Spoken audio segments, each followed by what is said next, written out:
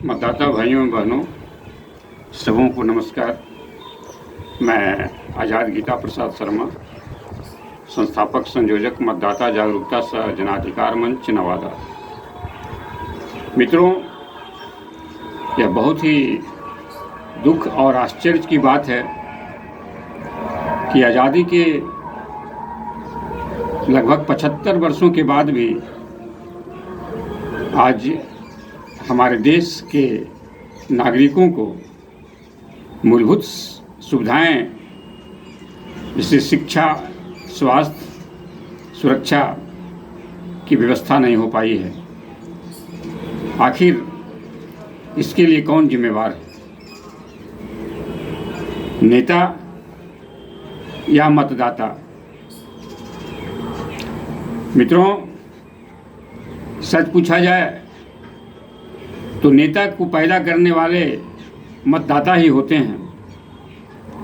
इसलिए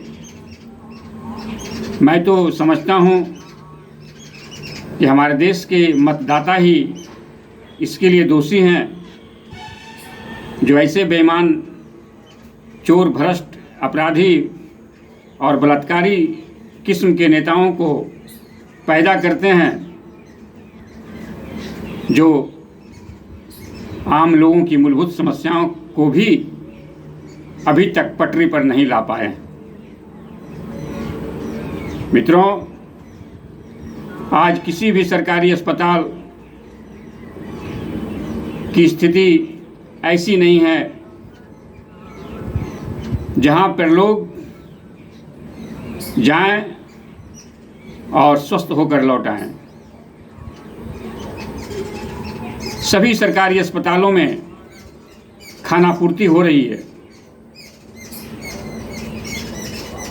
जिसका लाभ और शोषण प्राइवेट क्लिनिक और अस्पताल खोल कर लोग कर रहे हैं।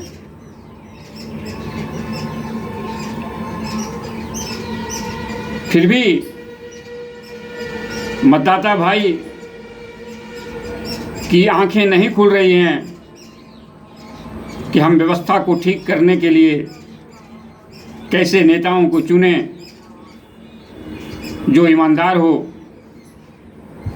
संवेदनशील हो, गरीबों की ज़रूरतों के प्रति संवेदनशील हो और उस मुताबिक काम करे। लेकिन स्थिति आज बिल्कुल ही विपरीत है। चुनाव आजकल का लोकतांत्रिक चुनाव नहीं रह गया है। यह चुनाव धनतांत्रिक बन गया है। जिसके पास दौलत हो जाती है,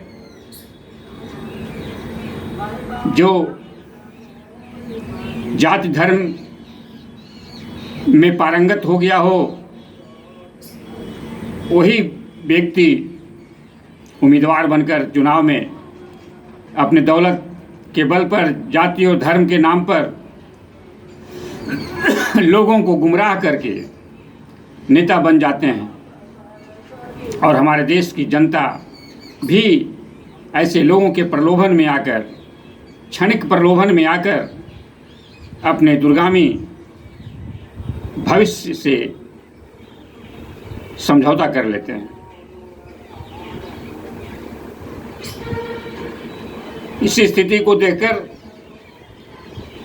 हमने सरकार के सामने एक प्रस्ताव रखा है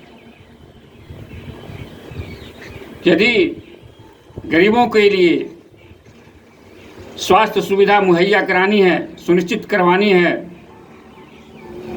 तो जितने भी सरकारी अस्पताल हैं, सदर अस्पताल की जिम्मेवारी स्थानीय सांसद को दी जाए और प्राथमिक स्वास्थ्य केंद्रों की जिम्मेवारी वहाँ के संबंधित विधायकों को दी जाए।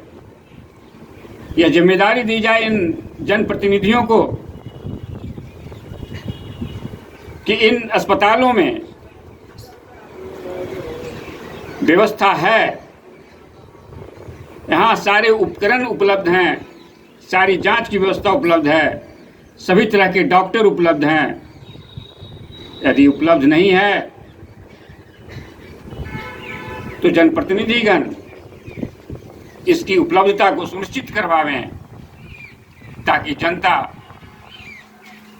को परेशानी का सामना नहीं करना पड़े। यदि आप सभी हमारे इस प्रस्ताव से